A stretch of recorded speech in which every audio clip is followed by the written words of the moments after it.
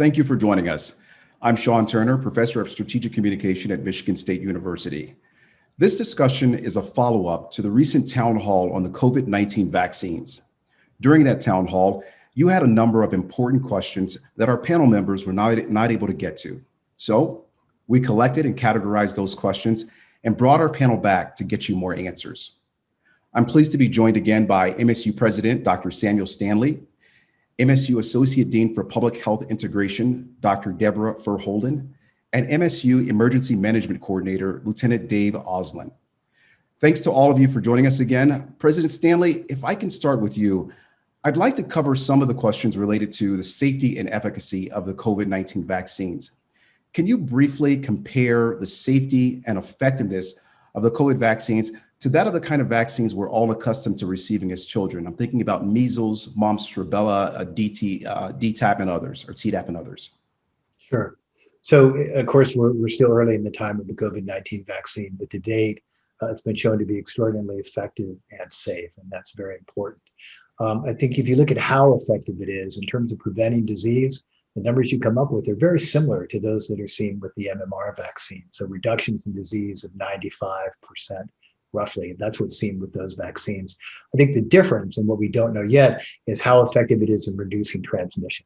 So with the measles vaccine, you get something we call sterilizing immunity, which means people who are vaccinated, get 2 doses of the vaccine, don't transmit as well. They really never actually develop a productive infection with measles. We're hoping the same thing happens with the COVID-19 vaccine. We've seen some data to suggest it may, because even after first doses, people were seeing less people who actually, you can detect virus in those people after they've been vaccinated. If you're randomly checking people for COVID-19 infection, screening them over a period of time, there seems to be a reduction in infection. But I don't know if it's going to be quite as effective as measles in creating this kind of sterilizing immunity. But overall, very safe, very effective. And in terms of adverse events, as I say, most adverse events from vaccines take place immediately after vaccination. So based on that kind of data, again, they look pretty much equally safe to me.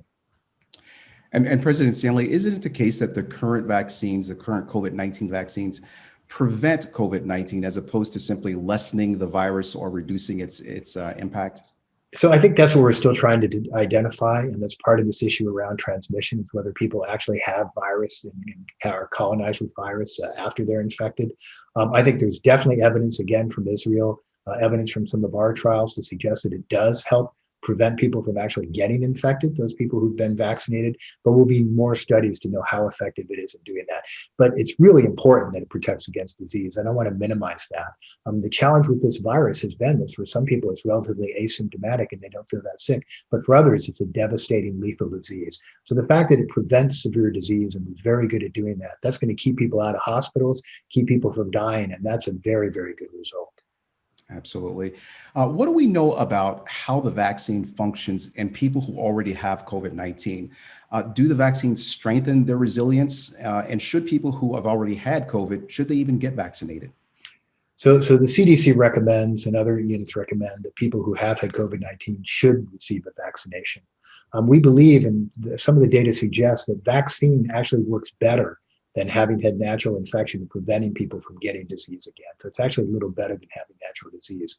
There's some data that's coming out of countries, again, that have done lots of immunizations to suggest that someone who's had COVID-19 and then gets a single vaccine dose may get levels of antibody that are closer to what people get with 2 vaccinations of the vaccine. So in other words, you may be already primed by that infection to respond better to the vaccine than someone who hasn't been vaccinated. But right now, the recommendations would be, even if you've had COVID-19, when you reach the eligibility criteria, you should get the vaccine and you should get 2 doses at this point in time. And one more for you, President Stanley. Is it common to have a vaccine provide better protection than natural infection?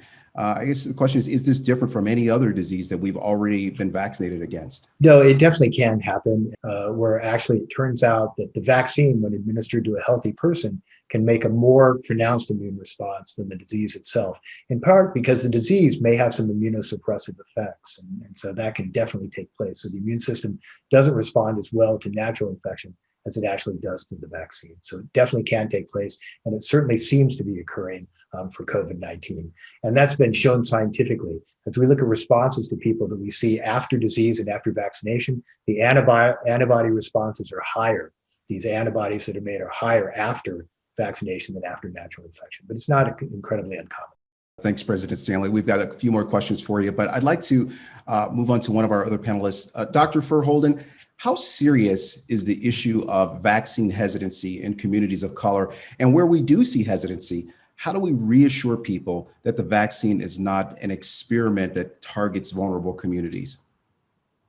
So I think hesitancy is a problem that we're seeing all over the country. As we've rolled out the vaccine in different eligibility categories, we were surprised to see so many frontline healthcare workers be a no or a no for now. I think the mistrust that we see in the African-American community is a valid mistrust. However, it won't serve them in the height of this pandemic. The vaccine is a very important layer of protection that's going to help us keep ourselves and our families and our communities safe. So the biggest strategies that we're using trusted and credible messengers to give good information, good facts, and good science to people in ways and in language that makes sense to them and that they can understand. We're also honoring and acknowledging the very real lived experience that many people of color have had that help to fuel that hesitancy. We're just working hard to make sure that that hesitancy and that mistrust doesn't block them from being the beneficiaries of something that ultimately will do them more good than harm. Thanks, Dr. Verholden. Lieutenant Ossolen, a question on logistics. Will MSU offer vaccinations to faculty and staff when it's available, or should the faculty and staff at MSU currently be looking for other opportunities to get vaccinated? So it comes down to availability. And right now, the only two sources that are pushing out vaccine are either through large pharmaceutical companies, Meyer Pharmacy, CVS, Walgreens, that have contracts with the federal government, and they were designed for long-term care facilities, some frontline healthcare workers. And then the other side is hospitals or local county health departments. And currently those are the only two avenues right now. Right now, the categories eligibility is, the simplest term is 65 and older, you're eligible to get the vaccine. And the thought process right now is sign up and register in as many sources as you can get, because it really is going to come down to, for the time being, availability and who has vaccine on hand. So sign up and register. As we talked about in the town hall meeting though, if you register in more than one location, make sure to go back and cancel any appointments you have once you've received your first dose. Because once you've got that dose from Ingham County Health Department, they sign you up and schedule you for your second appointment. And any provider should be doing that so that they know 3 or 4 weeks from now, you have to come back and get that second dose from them. So as many opportunities as you can until your number comes up. Yeah, that's great advice. Dr. Verholden, I'd like to come back over to you. You talked about disparities, and given the emphasis on reducing health disparities with regard to distributing COVID vaccine, can you talk about whether or not we have the priority right with regard to when people get the vaccine and who gets the vaccine? Should more vulnerable groups be prioritized when it comes to getting the vaccine? Well, the way that we prioritize who gets the vaccine first, because our big goal is that everybody have access to the vaccine and that everybody get vaccinated. So we prioritize people based on their exposure risk and based on the risk of a bad outcome. It's important that we ensure equity within those eligibility characteristics. And we've seen all across the nation and even in our own state, we've had some problems making sure that people of color are fairly and equitably able to get the vaccine into their arm. So I think we've just got to continue to do the work to make sure that those who need it the most get it. Race is one piece of that, and it's an important piece for equity, but it's not the only piece. Our senior citizens and our frontline healthcare workers and people with high exposure risk are first in line. Thank you, Dr. Verholden. President Stanley, if I can come back to you as a good transition from Dr. Verholden, because this issue of hesitancy, there are a lot of different reasons why people may have concerns about getting the vaccine. And I want to touch on and see if you can address one of them. Some have expressed a reluctance to take the vaccine because they believe that fetal tissue was used in its development. Can you address that concern? So this has actually been examined by the manufacturers, and for the Moderna and Pfizer vaccines, there's no fetal tissues used in the production of those vaccines. So it's simply not there in any component of the vaccine at all. These are really, as we've talked about, RNA from the virus, essentially, that's inserted into a lipid bilayer, so they don't involve growth, essentially, of this in human cells. Thank you. Lieutenant Osland, when the vaccine becomes available for employees, how do employees know which manufacturer their vaccine is coming from? And will there or should there be an option to choose? So again, it depends on availability. Right now, Ingham County is only getting, let's take it back. Ingham County is getting both Pfizer and Moderna. They are using Pfizer solely at the mass vaccination site at the MSU Pavilion. They've been using their allotment of Moderna for their strike teams that they're sending out in the community. And when you're talking a large process, we're running 1,000 people through every day, having to try and, especially when we get into second doses, what did you get your first dose? We're trying to match up a product with an individual gets very, very time consuming. So knowing that everybody we have coming through the pavilion is getting Pfizer, they can bring the Pfizer allotment over and we run through it without any issues or any slowdowns in the process. So again, it comes down to that availability. It may even come down to providers as they start publishing who is getting what vaccine as it comes out in larger numbers. Thank you, Lieutenant Osland. And President Stanley, springing off of what Lieutenant Osland said with regards to availability, if a person gets the Pfizer vaccine for their first dose, can they safely or should they safely get the second dose from a different drug manufacturer? Can they get the Moderna vaccine as their second dose, or is that not something they want to do? So it's really not recommended at this point. I think it's something that could be done in an emergency situation. So if you had a situation in the state where people had been vaccinated first with Pfizer and then there was a shortage and Moderna was the only vaccine available, they're really based on pretty much the same construct. So I can't see that there would be a major contraindication, but that would really complicate record keeping again and make things more difficult. So I think in the absence of that kind of urgent situation, it doesn't make sense to be cross-vaccinated. Theoretically in the science, I don't see a significant harm from it, but I think it's not something we'd want to do as practice. Yeah. And Lieutenant Osland, if I could come back to you, there were lots of questions about where people can register and when they can register.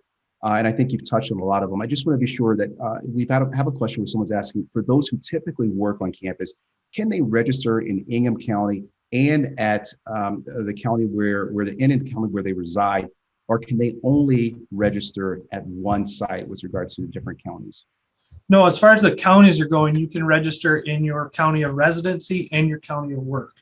As we start talking about other places like Myers and Walgreens and CVS, I've heard that those places are taking registration information from anybody that calls that pharmacy or goes online and gets that link to register for those areas. So, the Meijer Corporation, we've got Meijer stores, multiple ones in Lansing. I don't know if they're running one registration for all three sites or if it's a separate list at each site. That would be something that, again, as we start talking about your opportunities and signing up for multiple places, you just have to keep track of where you're signing up. Sure. And just one other question on keeping track of where you're signing up. I just want to get a sense for whether or not one sign up at MSU accounts for everywhere you can sign up. We have a viewer who's asking whether or not signing up at the MSU Detroit Center means that they should not sign up at MSU here in East Lansing. Can you address that issue? So MSU itself is not managing any of the registration or any vaccine distribution at this point. We don't have a supply coming in. We've reached out and we're on a wait list with the state for approval. When that comes in, then there may be a more concerted effort on the front end of the university. But as we're talking, if you work at the Detroit Center and you live in another county, Wayne County or Oakland County, sign up for both of those counties. Use your work site as one and your home site as another. Okay, got it. President Stanley, one of the most significant and burning questions for MSU faculty, staff, and students is a question of whether or not there'll be mandatory vaccines. So is MSU going to mandate vaccination of staff and faculty when they come back to work on campus? And will decisions about the fall semester academics on campus be made, and will that information make it out to people fairly soon?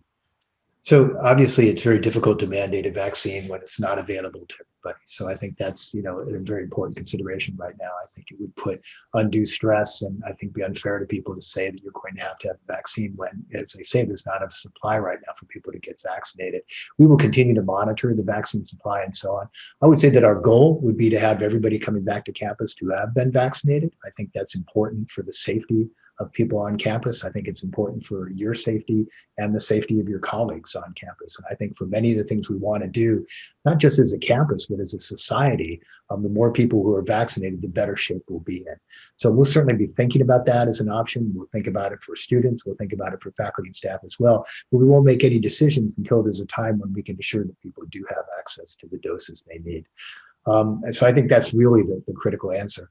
And those decisions, of course, will help inform what we're able to do in fall. So really the supply of vaccine in terms of what kinds of things we need to do in terms of restrictions.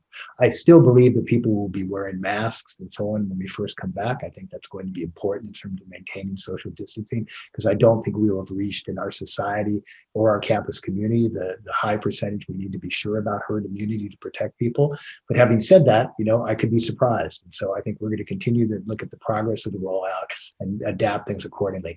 But our plan right now is to work towards as many in-person classes as we can and have as many people returning to campus and returning to dormitories as we can as well. But we will still obviously be compliant with what's happening in public health and read the situation of what's happening in the community as well as we think about this. Great. Thanks, President Stanley. Sure. Dr. Verholden, I'd like to ask you one additional question. We are a college town here in East Lansing and Lansing area.